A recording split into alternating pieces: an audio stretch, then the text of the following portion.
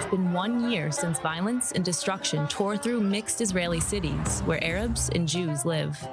We came to Acre, Akko or Akka to locals, where these scenes shook a community that prides itself as a bastion of coexistence, where Jews, Muslims, Christians, and Baha'is can live together in harmony, but not without effort. We sat down with one of the most recognizable faces in the city. His restaurant and boutique hotel are an Acre institution.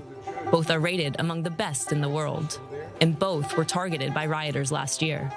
One man died from smoke inhalation, unable to flee his room as flames engulfed the hotel. By nature, they wanted to hit the head first, and I was considered the man who represents in Akko the living together in coexistence, and in my work in our restaurant and hotel, Jews, Arabs, Muslims, and Christians, Ukrainians, and Russians all work together. And some people are annoyed by this.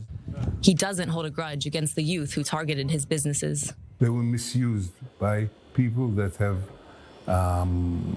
poisoned them. These youth, they're not stupid or smart or good or bad. They're like a material in the hand, whoever takes control over them.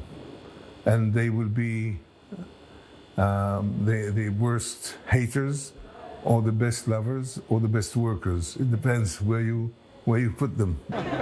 Uri takes great pride in the businesses he's built, and we saw firsthand his role in the city. An unapologetic optimist, he's actively involved in building a shared society, frequently holding talks and events with leaders of all religions in the city, including this past Ramadan, when community leaders and parents mobilized to launch a kind of community watch to avoid a repeat of last year's events. And it worked. We passed here the Ramadan month very relaxed. He sees the city and his businesses as a microcosm that proves the possibility of living together on a bigger scale. I think that this is my biggest success, and I'm proud about it. And I want to continue to see people coming and changing their minds after visiting in Akko. We have to take care that this will not happen again. And then the question is, how long will it take until people will realize that there is no problem? Yeah.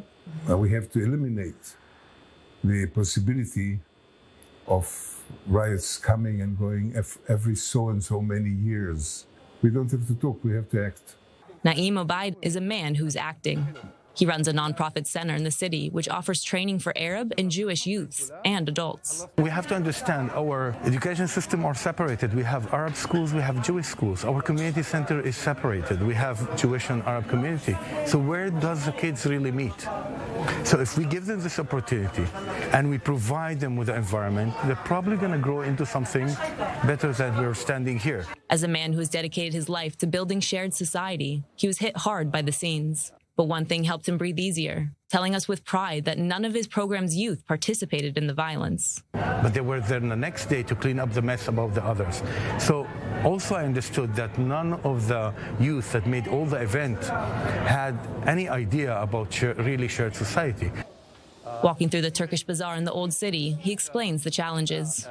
We have few issues happening in the city which we can't even ignore. We have a crime sector growing. We have a weakness of the police station happening here. We know that drugs is doing great in Akko. We also know there's a lot of guns, which shouldn't be there. And we're growing through that. And this area of the crime sector is attracting more youth. For Naim, born and raised in Acre, he also thinks the city is misrepresented, as was the violence. I know. People here in Israel like to take it to a national level. It's not about Arab and Jewish. It's about youth. It's about kids growing here. And we decide what's the environment we want to share, what's the environment should be like. Is it acceptable to anyone to have guns all around us, unlicensed guns, and people shooting at each other? I don't feel comfortable with that. He says in Acre, it's unimaginable for some youth to see a path beyond the dark one. Mainly what we're doing, we give them hope to see that you can do it differently. We believe in you.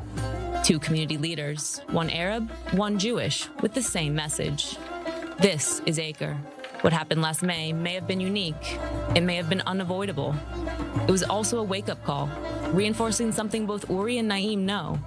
Coexistence isn't something that's taken for granted. It's something that takes work.